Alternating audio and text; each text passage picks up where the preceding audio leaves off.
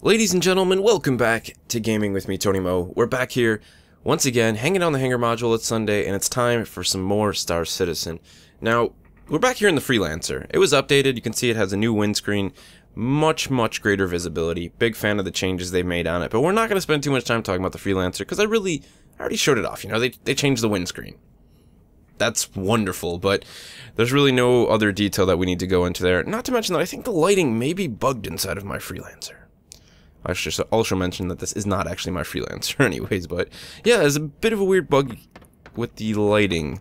But that's what they did. They changed the... It looks better, you know? There's a lot more visibility. I think it looks cleaner as well, and in general it just makes the ship more complete, I guess you could say. Before, I thought the windscreen on it was kind of rough and a bit unnecessary. I like what they've done with it so far. Instead, what I wanted to talk about, though, today was the idea of procedurally generated content inside of Star Citizen, and really just in games in general, because procedural generation is a technology that, you know, maybe like 5-6 years ago, really started to see leaps and bounds in what we could do with it, and then just recently, it's kind of slowed down. You know, a lot of times when people see procedural generation, they either get excited or they get a bit scared and they become a little reserved on the idea of the project, whatever the game is using procedural generation, for good reason.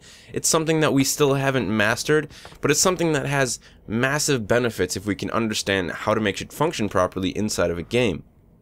Now, Star Citizen does plan on doing some sort of research when we hit whatever stretch goal it is for basically R&D for procedural generation to see how it can work. And there's the other game, of course, Elite Dangerous, you know, the other of the two big space titles, which is already using procedural generation to create its massive universe with a ridiculous amount of planets. At the same time, though, Elite isn't just using procedural generation. There are a lot of games, specifically indie games, that use completely procedurally generated worlds. That means there's no handcrafting in them at all. Elite instead is taking a combination of the two, mixing and matching them to make the best possible use of procedurally generated content.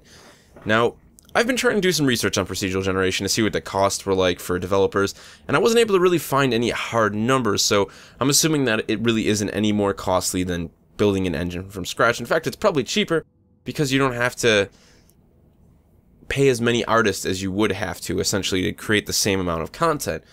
For example, if you create maybe, 16 planets in your game and they were all handcrafted, that's a lot of time and effort that's going to have to go into usually multiple artists if you want to actually get the game out in a reasonable amount of time. Whereas with procedural generation, or a combination of procedural generation and handcrafted materials, you could probably do the same amount of work with maybe 1 or 2 artists in about half the time.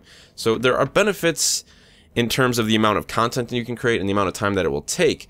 Now, some of the downfalls with procedural generation tend to be repetition being the biggest one of all.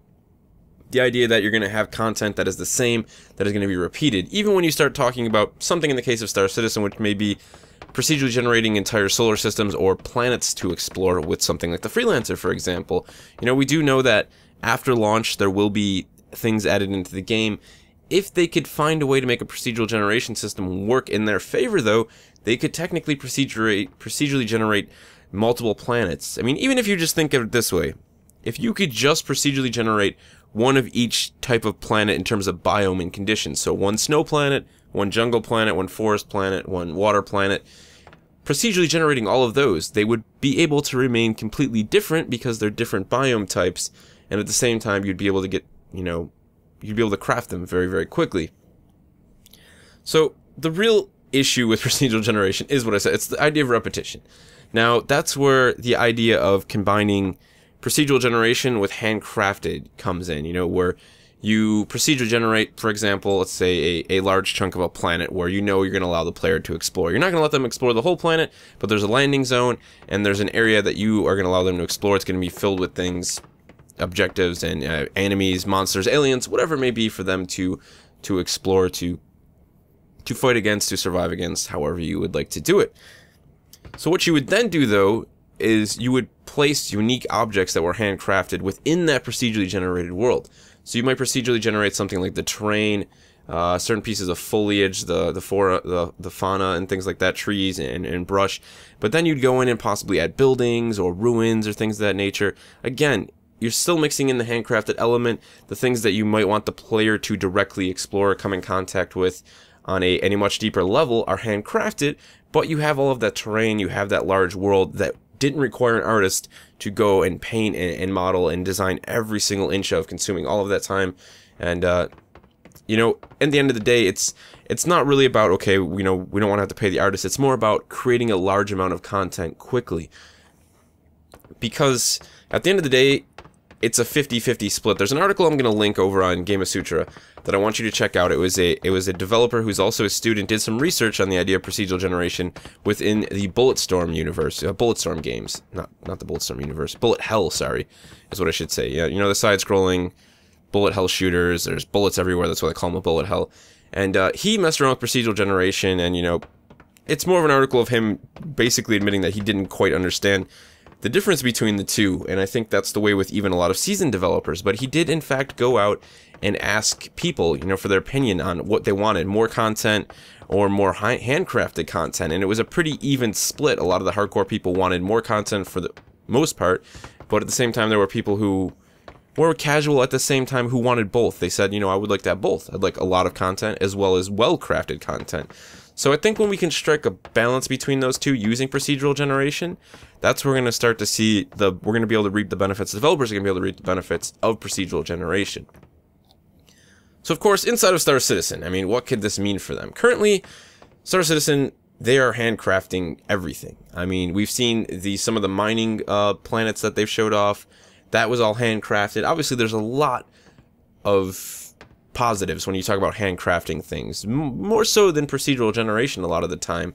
You know, you can create this entire mining rig set up all by hand, and you can change it and you can tweak it on the fly, and you can make it look exactly how you want it to look, so the player experiences it in a specific manner.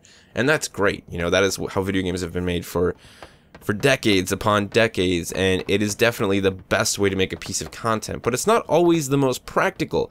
And as I said, that's where you start talking about what can we procedurally generate, what should we procedurally generate, and what should we handcraft.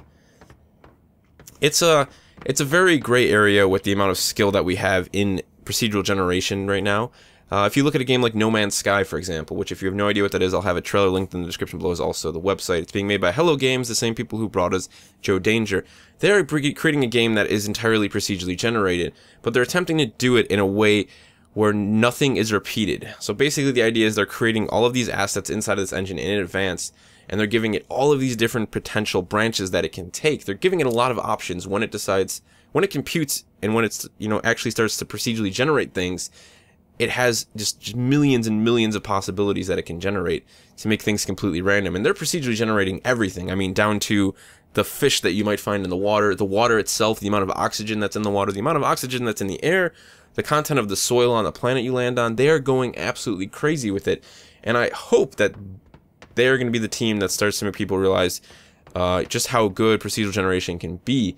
You know, even with its flaws, you can still make it work, and you can still bend it to your will if you know what you're doing. So I think they're taking a huge risk with it with No Man's Sky.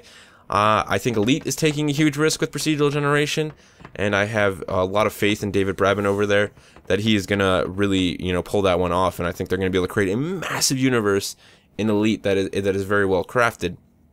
And at the same time in Star Citizen, I hope to see procedural generation become something that they make use of further down the road to help them, you know, just create more content for Star Citizen, but of course, you know, strike that balance where they can still keep that personal touch, because obviously that is something that Chris Roberts himself is very proud of, the idea of, you know, this handcrafted and everything is the utmost, the highest quality possible. There's, you know, nothing is held back, nothing is, you know, nothing is skipped over, everything is as good as it can get. So obviously that is something they're going to want to carry out through everything they do in Star Citizen, even after launch. Let me know your thoughts on procedural generation, guys. You know, what games have you played in the past that impressed you that were procedurally generated? Or maybe which ones did you notice were obviously affected and there was a lot of repetition because of procedural generation? Of course, just let me know your thoughts on the thing as a whole. And if you have any questions about procedural generation, maybe you're not actually even sure what it means or what it is, feel free to let me know in the comment section below. I'll try and answer it as best as I can. Till next time, it's been Tony Mo, and I'll see you guys in the next one.